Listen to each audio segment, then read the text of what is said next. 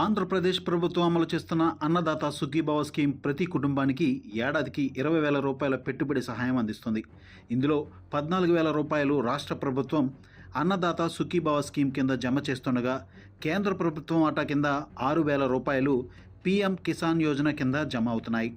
అంటే సంవత్సరానికి మొత్తం 20,000 రూపాయలు రైతుల ఖాతాలో జమ అవుతున్నాయి. ఇందులో మొదటి విడత కింద కేంద్ర ప్రభుత్వం పీఎం కిసాన్ యోజన ద్వారా 2,000 రూపాయలు జమ చేస్తే, దాంతోపాటు రాష్ట్ర ప్రభుత్వం అన్నదాత సుఖీభవ కింద 5,000 రూపాయలు జమ చేస్తుంది. ఆ తర్వాత రెండో విడత కింద కేంద్ర ప్రభుత్వం 2,000 రూపాయలు జమ చేస్తే, మరో విడత కింద రాష్ట్ర ప్రభుత్వం 5,000 రూపాయలు జమ చేస్తుంది. అలాగే మూడో విడత కింద కేంద్ర ప్రభుత్వం 2,000 రూపాయలు విడుదల చేస్తే, నాలుగో విడత కింద రాష్ట్ర ప్రభుత్వం 4,000 రూపాయలు విడుదల చేస్తుంది.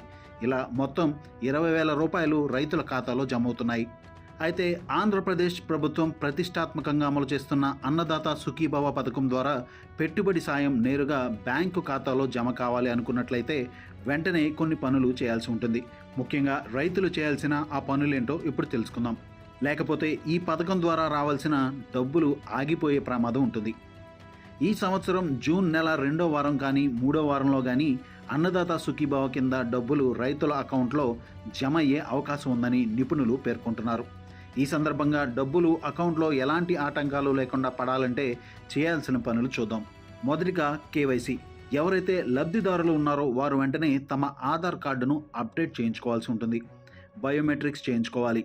ఇది మీ సమీపంలో ఉన్నటువంటి మీ సేవా కేంద్రంలో లేదా రైతు సేవా కేంద్రాలను సందర్శించి చేయించుకోవచ్చు.